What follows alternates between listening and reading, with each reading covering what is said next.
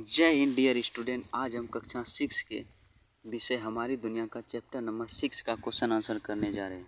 तो आइए इसको स्टार्ट करते हैं। अगर इसका थ्योरी वाला वीडियो नहीं देखे तो हमारे चैनल के 6 क्लास के हमारी दुनिया वाले प्लेलिस्ट में आप जाकर देख सकते हैं।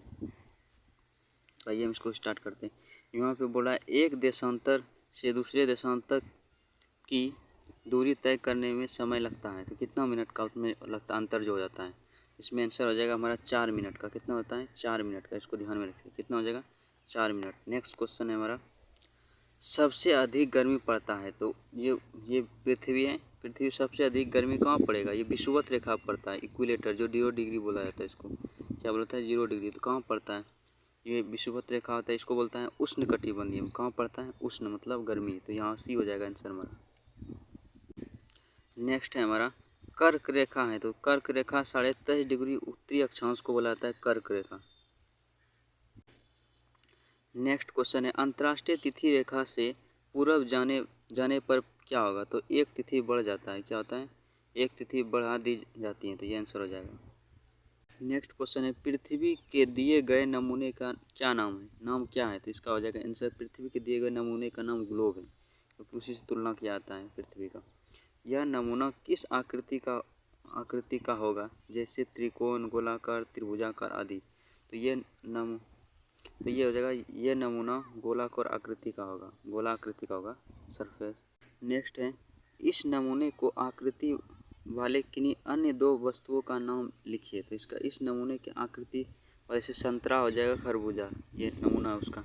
नेक्स्ट क्वेश्चन है, पृथ्वी के इस नमूने पर कौन सी रेखाएं बनी है? इसका नाम क्या है? तो पृथ्वी के इस नमूने पर अक्षांश रेखा, कर्क, भूमध्य रेखा, मकर रेखा बनी है।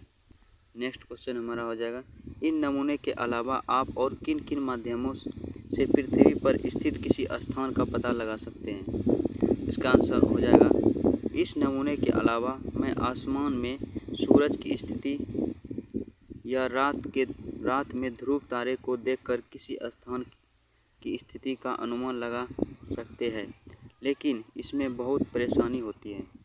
नेक्स्ट क्वेश्चन है, पृथ्वी के पर स्थित स्थानों को जानने के लिए कंपास या दिशा सूचक इसको बुलाया जाता है, और नक्शे से ठिकाना खोजना आसान हो गया है। इस प्रकार इन माध्यमों के द्वारा भी हम पृथ्वी पर स्थित स्थानों का पता लगा सकते हैं। नेक्स्ट क्वेश्चन है हमारा, ग्लोब पर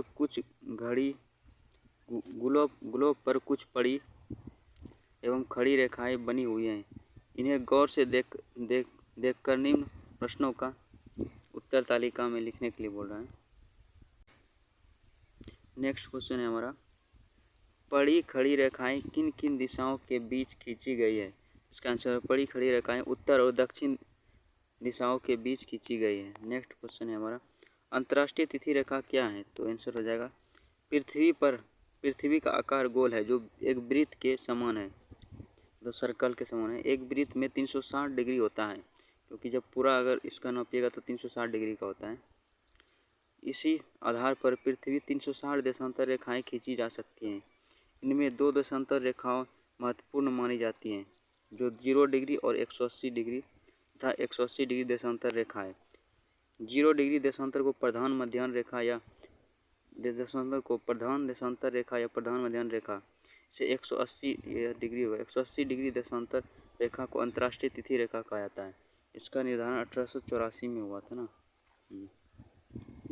नेक्स्ट है हमारा, किन्हीं 2 पड़ी अथवा खड़ी रेखाओं के बीच किस प्रकार की दूरी होती है?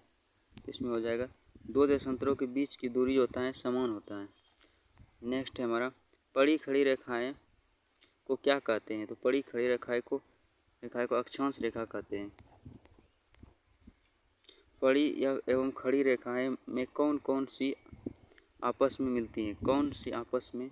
तो इसमें हो जाएगा, पड़ी एवं खड़ी रेखाओं में से खड़ी रेखाएं आपस में मिलती हैं।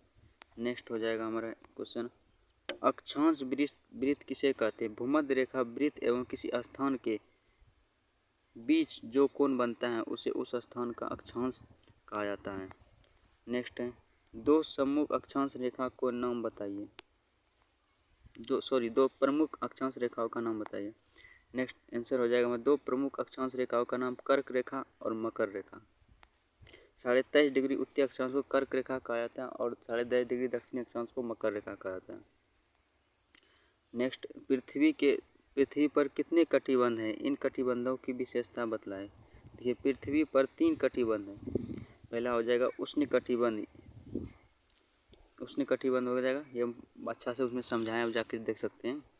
जैसे ये पृथ्वी है, यहाँ पे ये 0 डिग्री से घुरा भूमध्य रेखा, ये उष्ण कटिबंध होता है। उसके बाद होता है शीतोष्ण कटिबंध और उसके बाद ध्रुवीय, 3 होता है। उसी प्रकार यहाँ पे देख रहे हैं उष्ण कटिबंध, यहाँ पे हमेशा गर्मी पड़ता है क्योंकि यहाँ पे सूरज जो होता है किरण डायरेक्ट यहाँ पे सीधी रेखा पर सीधा पड़ता है, इसलिए यहाँ पर अधिक गर्मी होता है। नेक्स्ट है उष्ण कटिबंध कर्क एवं मकर रेखाओं के बीच अन्य अक्षांशों की तुलना में सबसे अधिक गर्मी पड़ता है, जिसके कारण उष्ण कटिबंध कहा जाता है। यहाँ दिन और रात की स्थितियाँ सालों भर होती हैं तथा सूर्य की किरणें लंबवत मतलब सीधा पड़ता है। अब उसके बाद समशीतोष्ण कटिबंध कर्क एवं मकर रेखाओं तथा उत्तरी गोलार्ध और उत्तरी ध्रुव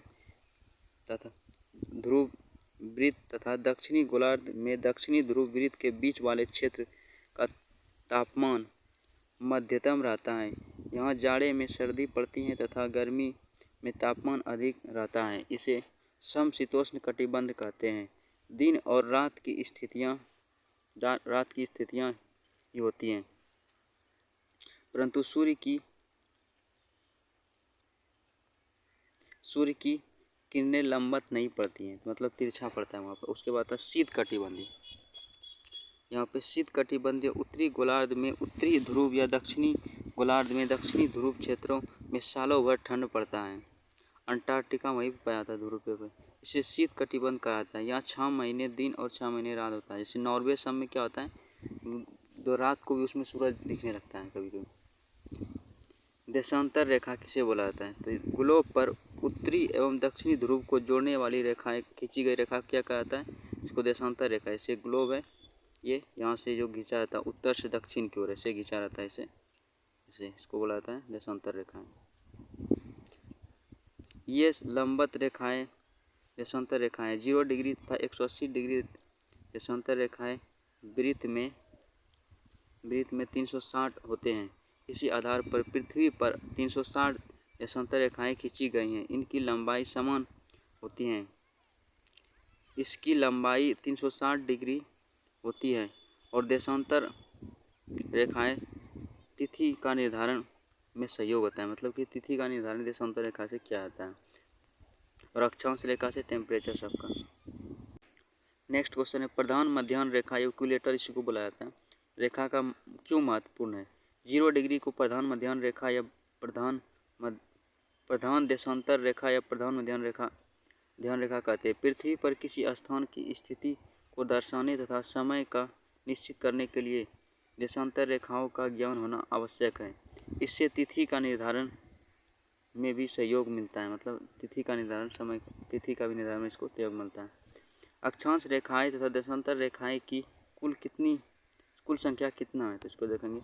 अक्षांश रेखाएं तथा देशांतर रेखाएं की कुल संख्या 20। सॉरी यहाँ पे देखिएगा गड़बड़ है, ये अक्षांश रेखा और देशांतर रेखाओं की कुल संख्या। देखिए अक्षांश रेखाओं की कुल संख्या कितना होता है, 181 होता है मिला के। अक्षांश इसको बोलता है अक्षांश। और देशांतर का कितना होता है, देशांतर का होता है 360। कितना होता है 360। अब इसको जोड़ के आप लिख सकते हैं कितना होता है। इसको जोड़ने के बाद कितना हो जाएगा, 1 हो जाएगा इधर, 8 6 14, 4 हो जाएगा, 3 1 4 1 5, 541 हो जाएगा। ऐसे याद रखिए अक्षांश रेखा कितना होता है 180 और एक भूमध्य रेखा होता है उसमें 181 हो जाता है और देशांतर 360। इसको ध्यान में रखिएगा। तो यहाँ पे हमारा क्वेश्चन आंसर का ख़त्म हो जाता है वीडियो। आई होप आपको ये अच्छा लगा होगा। अगर अच्छा लगा हो तो कोई भी इसमें गलती हो तो उसमें कमेंट में ज़रूर बताएं ताकि हम इसमें सुधार कर सकें। वीडियो देखने के लिए धन्यवाद।